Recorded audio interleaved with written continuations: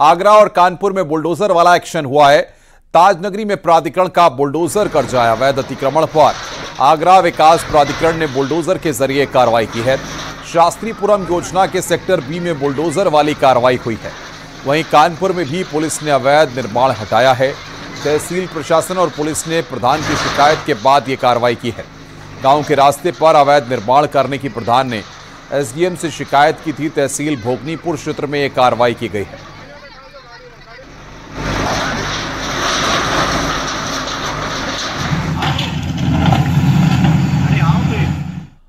आगे बढ़ते हैं। अयोध्या से खबर है, जहां पर बुलेट पर सवार साधु के वेश में दो युवकों से मारपीट की घटना सामने आई है।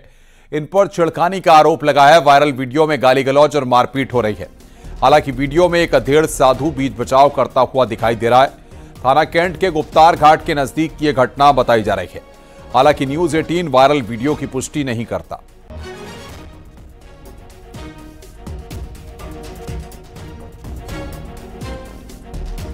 आगे बढ़ते हैं। मुजफ्फरनगर में बीती रात दो गुटों में जमकर पत्थरबाजी और मारपीट हुई है। दो गुटों में संघर्ष का सीसीटीवी भी सामने आया है।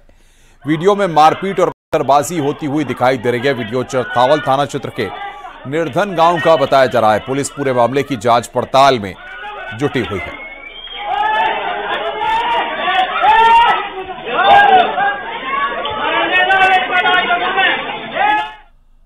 कुशीनगर में बीती रात दो समुदाय के बीच में हुई मारपीट के बाद आज हिंदुवादी नेताओं ने गांव पहुंचकर पीड़ित परिवारों से मुलाकात की। पीड़ित परिवार ने मुस्लिम समुदाय के लोगों पर घर में घुसकर मारपीट करने का गंभीर आरोप लगाया है। हिंदुवादी नेताओं ने पीड़ितों को भरोसा दिलाया कि मामले में कार्रवाई करवाई जाएगी। तनाव की स्थिति को देखते हुए पुलिस फोर्स तैनात की गई है।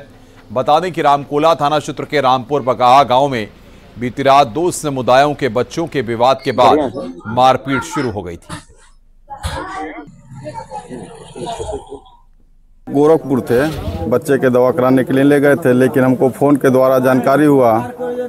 सुबह मौके पे आया हूँ। राधे श्याम चौबे जी चोट लगा है, सर फटा है, उनसे भी वार्ता हुई है। तो कह रहे हैं शुरुआत बच्चों में हुआ, उसके बाद गार्जियन लोग आ गए और मुन्ना रौनियार को मारे लोग और ये छुड़ाने गए तो इनको भी मार दिए लोग।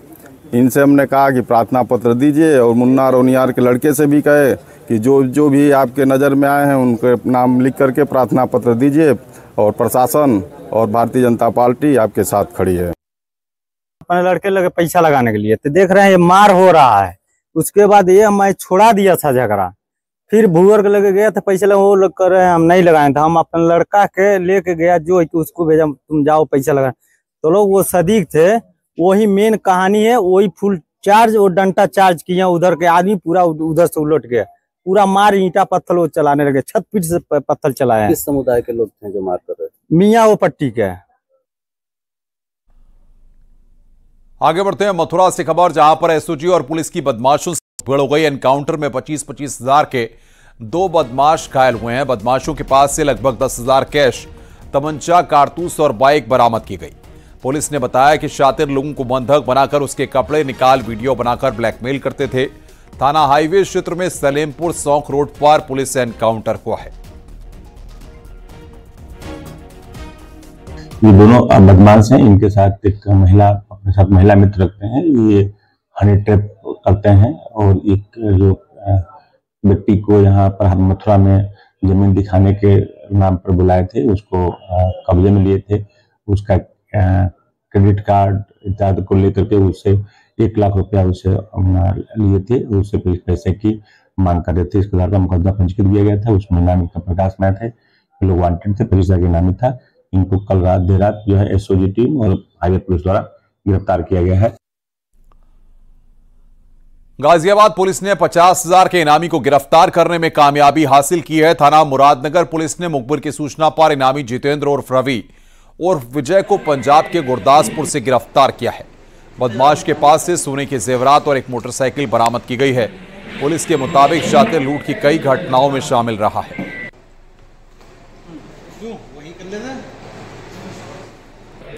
क्योंकि ये बहुत दूर से आता था तो इसको कनेक्ट नहीं कर पा रहे थे। इसमें बहुत सारे सीसीटीवी कैमरे देखे गए, सर्विलांस का सहारा लिया गया। अंत में प्रकाश में आया कि एक जितेंद्र उर्फ रवि नामक व्यक्ति है जो कि बटाला पंजाब का रहने वाला है, उसके द्वारा यहाँ घटना किया जा रहा है। इसकी सूचना पर इनका नाम प्रकाश में लाया गया और इन पर इनाम कराया गया। इनाम कराने के बाद इनको पुलिस ने तलाशना शुरू किया। तलाशते तलाशते पुलिस इनको कल पंजाब से इनको पकड़ी है और पकड़ करके फिर इनको लाया गया है। मेरठ में पुलिस ने लाखों के पटाखे बरामद किए। थाना सदर बाजार और दिल्ली गेट क्षेत्र में ताबड़तोड़ छापेमारी की कार्रवाई को अंजाम दिया गया। मुखबिर की सूचना पर पटाखों के गोदाम पर पुलिस ने छापा मारा। पुलिस ने बताया कि एनजीटी की गाइडलाइन के तहत दिल्ली एनसीआर में पटाखे बेचने पर बैन है। केवल ग्रीन पटाखे को ही एनजीटी ने मान्यता दी है। सर्विलांस टीम को अवैध पटाखा गोदाम होने की सूचना मिली। सूचना के आधार पर संबंधित थाना एवं सर्विलांस टीम द्वारा छापेमारी की गई है। यहाँ पर भारी मात्रा में दोनों ही जगहों से भारी मात्रा में अवैध पटाखे मिले हैं और इन दोनों ही गोदामों को सील कर दिया गया है। इसमें आवश्यक विधिक कार्रवाई की जा रही है। अब मेरी लोगों से भी अपील है कि कहीं पे भी किसी को भी अगर सूचना मिलती है कि वहाँ पे पटाखे स्टोर किए जा रहे हैं या इलीगली तरीके से बेचे जा रहे हैं तो कृपया संबंधित पुलिस को या हमें सूचित करें तथा इससे लोगों की और आसपास जितने भी लोग हैं उनकी सुरक्षा का ध्यान रखा जाएगा। आगे बढ़ते हैं। ग्रेटर नोएडा से खबर है जहां पर शारदा यूनिवर्सिटी के पास मारपीट का वीडियो वायरल हुआ है। छात्रों के 2 गुटों में मारपीट हुई। इस मारपीट में 6 से ज्यादा स्टूडेंट शामिल थे। वायरल वीडियो का पुलिस ने संज्ञान लिया। थाना नॉलेज पार्क का यह पूरा मामला है।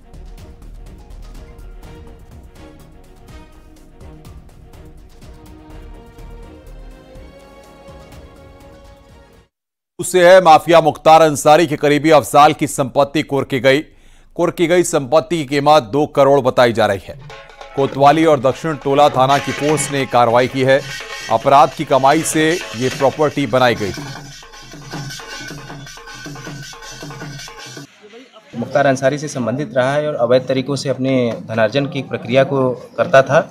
पूर्व में भी कुर्की की कार्रवाई की गई थी। उसी क्रम में उसी मुकदमे में पुनः जो है कि संपत्ति का चिन्हांकन कराते हुए दोबारा जो है कि कुर्की की कार्रवाई की जा रही है और भी जो भी संपत्तियां मिल रही हैं वो भी कराई जाएंगी। तो आज 2 मामले ऐसे थे जिसमें कुर्की की कार्रवाई की गई है। 2 संपत्तियां हैं जिसमें क्रमशः एक की कीमत 1,36,08,000 रुपये है, जिसमें अफजाल ने अपने सहयोगी के नाम से इसमें एग्रीमेंट लिया था जो प्रशांत सिंह और सरफराज थे। हाथरस में एक अजीबोगरीब मामला सामने आया। एक महिला ने आत्महत्या कर ली। महिला की शादी को सिर्फ 4 ही महीने हुए थे। सांवले रंग के लड़के से शादी होने की वजह से वो नाखुश नहीं थी। मामला मोहल्ला सीएल खेड़ा का है। पति के काम पर जाने के बाद महिला ने फांसी लगा ली। महिला के भाई ने बताया कि लड़का उनको पसंद नहीं था क्योंकि लड़के का रंग सांवला था, इसलिए उसने फांसी लगाई है।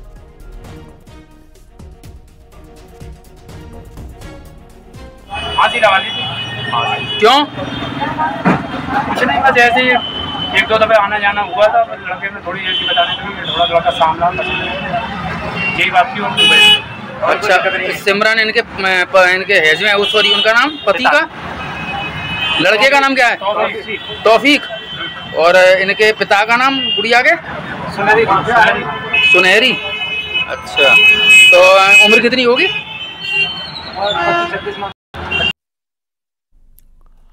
खबर रायपुर से। सदरपुर गांव में बीते 5 दिनों से सांप का खौफ देखने को मिल रहा है। सांप के खौफ के चलते लोग दहशत में जीने को मजबूर हैं। बीते 5 दिनों में सांप ने 5 लोगों को डस लिया, जिसमें एक ही परिवार के 3 लोगों की सांप के डसने से मौत हो चुकी है। सोमवार रात को सांप ने पति को डसा और कल रात सांप ने उसकी पत्नी को डस लिया। महिला को समय रहते अस्पताल पहुंचाया गया, जहां उसकी जान बच गई। महिला के पति का कहना है कि जब तक सांप पकड़ में नहीं आता तब तक वो अपने परिवार को अपने रिश्तेदारों के यहां भेज रहा है। वन विभाग ने गांव से एक सांप जरूर पकड़ा है, लेकिन जो सांप लोगों को डस रहा है वो अभी तक वन विभाग की पकड़ में नहीं आया है। अब सपेरों को बुलाया गया है।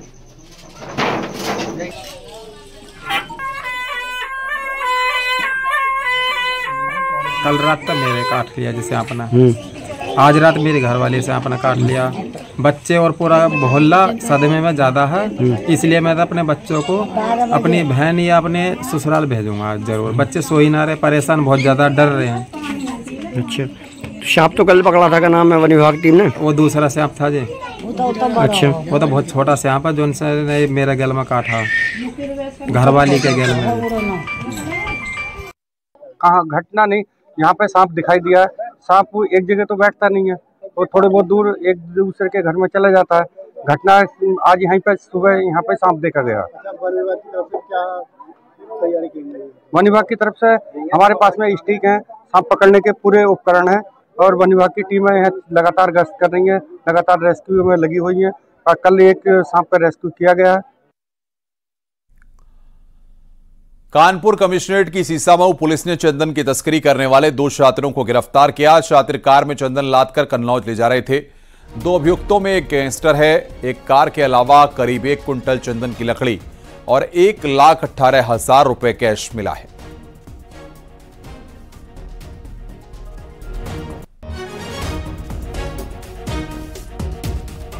खबर हाथरस से। आज 2 अलग अलग जगहों पर 2 मासूम बच्चियां गंभीर रूप से झुलस गईं। पहली घटना हाथरस गेट कोतवाली क्षेत्र के रैना गांव में जागरण के बाद सब्जी बनाते समय एक मासूम कढ़ाई में गिर गई। दूसरी घटना हाथरस जंक्शन इलाके के गांव नगला हीरा सिंह की है, जहां बच्ची पर गर्म पानी गिर गया। दोनों बच्चियों को अस्पताल में भर्ती कराया गया है।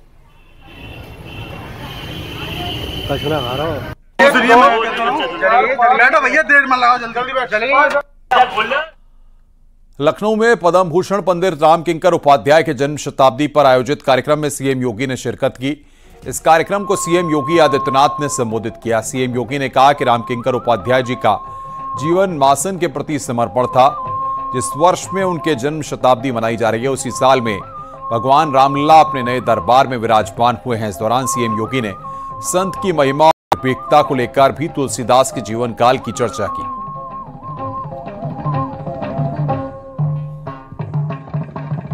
और उस समय तुलसीदास जी को भी तमाम प्रलोभन आए थे। बहुत सारे लोगों ने कहा तुलसीदास जी को कि आप भी बादशाह के दरबार में आइए, आपको भी नवरत्न से लोग सम्मानित करेंगे। उन्होंने कहा कौन बादशाह? कहा अरे राजा भारत का। उन्होंने कहा नहीं, भारत का एक ही राजा है और राम है। और भारत की रामलीलाओं में आज भी यह मंत्र और यह नारा गूंजता है, बोले राजा रामचंद्र की जय की बात ये तुलसीदास जी ने उस कालखंड में दिया था नारा। उन्होंने कहा था नहीं, भारत का एक ही राजा है, वो केवल राम है, राम के अलावा कोई दूसरा राजा नहीं हो सकता है।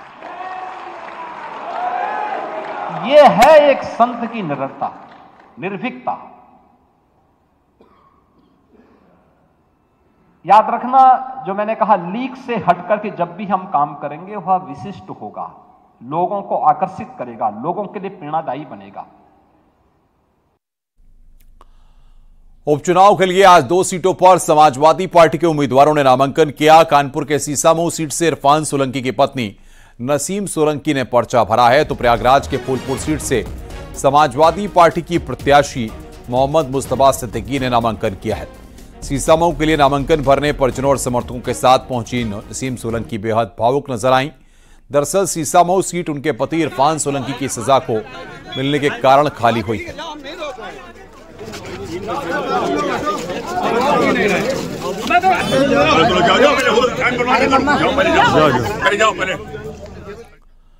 प्रयागराज के फूलपुर से समाजवादी पार्टी के प्रत्याशी मोहम्मद मुस्तफा सिद्दीकी के नामांकन में हंगामा देखने को मिला है। एसपी कार्यकर्ताओं ने कलेक्ट्रेट परिसर में जमकर हंगामा काटा। नामांकन कक्ष में प्रवेश के दौरान पुलिसकर्मियों के रुकने पर सपा नेताओं ने हंगामा किया। बड़ी संख्या में सपा नेता नामांकन कक्ष में जाना चाहते थे। पुलिसकर्मियों से एसपी नेताओं की कहासुनी हुई। एसपी नेता अमरनाथ मौर्य की पुलिसकर्मियों से जमकर बहस हुई। सपा नेताओं और कार्यकर्ताओं ने पुलिसकर्मियों को औकात में रहने की बात कही है। फूलपुर विधानसभा सीट से प्रत्याशी मुस्तफा सिद्दीकी नामांकन के लिए पहुंचे थे। मुस्तफा सिद्दीकी नामांकन के बाद जीत का दावा करते हुए नजर आए।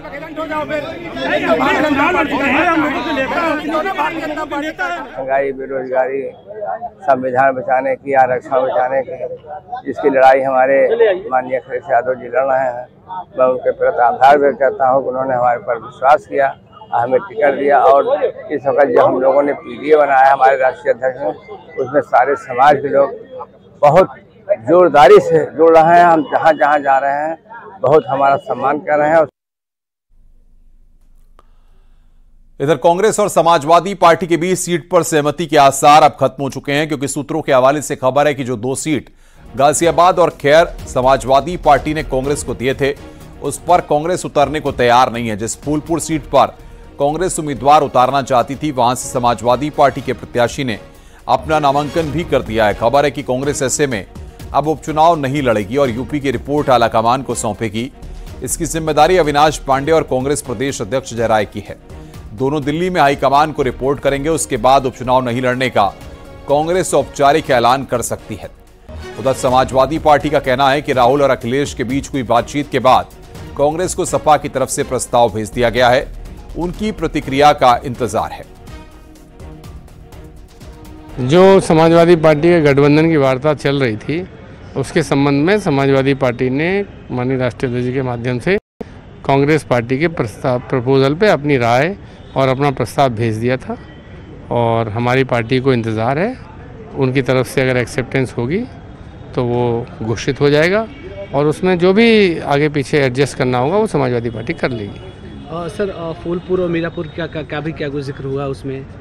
10 सीटें हैं तो जाहिर है जिक्र तो सबका हुआ है, सब पे चर्चा हुई है, लेकिन जो फाइनली प्रपोजल भेजा गया है वो प्रपोजल माननीय राहुल गांधी जी के और राष्ट्रीय अध्यक्ष जी के वार्ता के क्रम में गया है।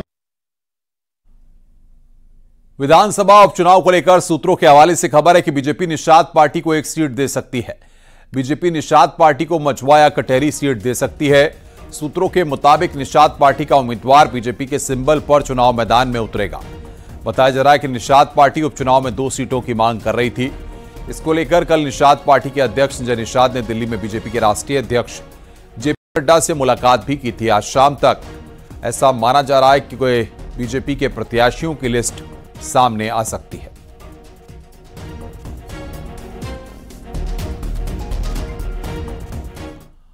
उपचुनाव को लेकर ओपी राजभर ने कहा कि उपचुनाव से किसी की सरकार न गिरेगी न बनेगी। मेरी पार्टी चुनाव नहीं लड़ रही, एनडीए के साथ है। उपचुनाव तो हमेशा हुए हैं, होते रहेंगे। इस उपचुनाव से न सरकार को गिरना है न किसी को सरकार बनाना है। उपचुनाव में जो टिकट वितरण हुआ उससे आप संतुष्ट हैं? 100% संतुष्ट है। हमको लड़ना नहीं, हमारी पार्टी को टिकट लेना ही नहीं है, तो हम कहीं को नाराज होंगे। समाजवादी पार्टी ने उत्तर प्रदेश के मुख्य निर्वाचन अधिकारी से शिकायत की है। एसपी प्रदेश अध्यक्ष श्यामलाल पाल ने आयोग को पत्र लिखकर मुजफ्फरनगर की मीरापुर सीट पर रिटर्निंग ऑफिसर सुबोध कुमार को हटाने की मांग की है। रिटर्निंग अफसर को बीजेपी के प्रभारी मंत्री सोमेन तोमर का रिश्तेदार बताया गया है।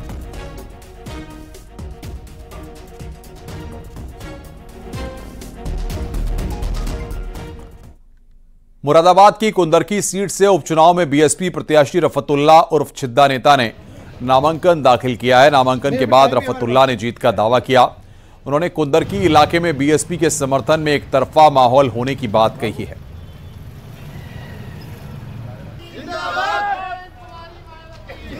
मुद्दे चुनाव में सबके विकास के ही होते हैं, मेरा भी विकास का ही रहेगा और पिछड़ा वर्ग, सबसे एससी वर्ग, मुस्लिम वर्ग, सबको बहुजन समाज लेके चलना चाहती है, सबकी सुरक्षा का ध्यान रखती है। इसी मुद्दे को लेकर चलेंगे। हम कोई धार्मिक नेता तो है नहीं कि हम कोई धार्मिक का सवाल या कुछ करें आप लोग। मैं ये कह रहा हूँ, मैं जनता के जिस लायक बनूंगा काम में आऊंगा। भारतीय जनता पार्टी ने शिवपाल सिंह यादव के अधिकारियों को धमकी देने वाले बयान पर निशाना साधा है। पार्टी प्रवक्ता राकेश त्रिपाठी ने आरोप लगाया कि धमकी देना एसपी का मूल चरित्र है, लेकिन लोकतंत्र धमकी से नहीं चलता। चुनाव से पहले मुख्तार अंसारी के बेटे भी ऐसे ही धमकी दे रहे थे। नतीजा अब सबके सामने है। शिवपाल सिंह यादव जिस तरह की धमकी की भाषा का प्रयोग कर रहे हैं ना, इसी तरह की धमकी की भाषा का प्रयोग मुख्तार अंसारी के पुत्र भी चुनाव से पहले कर रहे थे। परिणाम क्या हुआ सबने देखा है। ये धमकियों से डराने की कोशिश मत करिए। लोकतंत्र धमकियों से नहीं चलता है। आप जनता के साथ संवेदनाओं से जुड़िए, जनता के बीच में काम करिए, तब जनता आशीर्वाद देती है। समाजवादी पार्टी का यही मूल चरित्र है कि वो पहले धमकी देते हैं, गाली देते हैं, हिंसा की कोशिश करते हैं, लेकिन समाजवादी पार्टी के इस चरित्र को जनता नकार चुकी है। सहारनपुर से कांग्रेस सांसद इमरान मसूद पर कोर्ट ने आरोप तय किए हैं। अब कोर्ट में ट्रायल चलेगा। बता दें कि 2014 लोकसभा चुनाव के दौरान इमरान मसूद ने देवबंद के गांव में पीएम मोदी को लेकर विवादित बयान दिया था। जांच के बाद पुलिस ने चार्जशीट कोर्ट को सौंपी थी। इसके बाद कोर्ट ने चार्ज फ्रेम किया है। बता दें कि इमरान मसूद पर जो धाराएं लगाई गई हैं उसमें 3 साल से लेकर 7 साल तक की सजा का प्रावधान है। 2014 लोकसभा चुनाव के दौरान थाना देवन के अंतर्गत गांव लगबरी में एक आयोजन किया गया था, जिसमें इमरान मसूद वहां पर पहुंचे और वो कांग्रेस टाइम पे वो कांग्रेस प्रत्याशी थे, और जिसमें उन्होंने वहां पर जाके एक आपत्तिजनक भाषण दिया गया था उनके द्वारा, जिसमें नरेंद्र मोदी जो माननीय हमारे देश के प्रधानमंत्री, उनके खिलाफ एक भाषण दिया गया था। बहराइच हिंसा को आज 9 दिन बीत चुके हैं और धीरे धीरे हालात भी सामान्य होते नजर आ रहे हैं। महाराजगंज बाजार में लोगों का आवागमन शुरू हो गया है, व्यापारियों की दुकानें भी खुल चुकी हैं, बैंक खुले हुए हैं और लोग वहां पर जाकर अपना काम निपटा रहे हैं। बाजार में कुछ दुकानें जो बंद हैं, ये वो दुकानें हैं जहां पर लोक निर्माण विभाग की तरफ से अवैध कब्जे को लेकर नोटिस चस्पा है। मैसी से बीजेपी विधायक ने लोगों से आपसी भाईचारा बनाए रखने की अपील की है। उन्होंने कहा कि हिंसा के दोषियों को बख्शा नहीं जाएगा। सभी क्षेत्रवासियों से, चाहे जिस जाति के हैं चाहे जिस धर्म के हैं, उनसे सबसे अपील करना चाहता हूं कि जैसे पहले सामंजस्य था, जैसे पहले भाईचारा था, लोग एक दूसरे के साथ मिल बैठ करके काम करते थे, उसी तरह से फिर से अमन चैन स्थापित हो। मैं इस वक्त उसी जगह मौजूद हूं जहां पे हिंसा हुई थी, और आप मेरे पीछे देख सकते हैं कि ये बाजार है, महाराजगंज बाजार है, और देखिए मेरे सामने इधर है एक सैनिक स्वीट हाउस है, ये भी देखिए खुल चुका है। तो स्थितियाँ यहाँ पे सामान्य हो रही हैं, और इसके बगल में यहाँ पे आर्यावर्त बैंक है, बैंक में लोग का आवागमन है, लोग जमा निकासी कर रहे हैं, और बाज़ार में कुछ देखिए दुकानें बंद दिखाई पड़ रही हैं।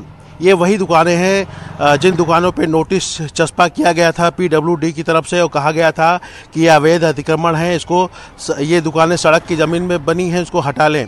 तो कुल मिलाकर अब 90 दिन बाद जो स्थितियां महाराजगंज बाजार में हैं वो सामान्य है। बहराइच हिंसा के बाद पुलिस लगातार कार्रवाई में लगी है। आज थाने में डीएम और एसपी की अगुवाई में शांति समिति की बैठक हुई। इस मौके पर हिंसा प्रभावित क्षेत्र के ग्राम प्रधान, कोटेदार और चौकीदार को बुलाया गया और सभी को अलर्ट रहने को कहा गया है। एसपी ने साफ किया कि जिस गांव में हिंसा का कोई भी वीडियो सामने आया था या फिर कोई घटना हुई तो उनकी चौकीदारी जाएगी। अगर क्राइम की सूचना समय पर पुलिस को नहीं बताई गई तो प्रधानों की प्रधानी जाएगी। बता दें कि हिंसा मामले में अब तक 100 से ज्यादा लोगों की गिरफ्तारी हो चुकी है। आपराधिक कृत्यों में संलिप्त हुआ जाएगा, उनकी चौकीदारी समाप्त की जाएगी। ऐसा नहीं हो सकता कि आप एक सरकारी तंत्र। अयोध्या में इस बार भी भव्य दीपोत्सव की तैयारी है। दीपोत्सव 30 अक्टूबर को आयोजित किया जाएगा, जिसमें मुख्यमंत्री योगी आदित्यनाथ, केंद्रीय मंत्री गजेंद्र सिंह शेखावत भी शामिल होंगे। इस बार 25 लाख दीप जलाकर गिनीज बुक में नया रिकॉर्ड दर्ज कराने की तैयारी है।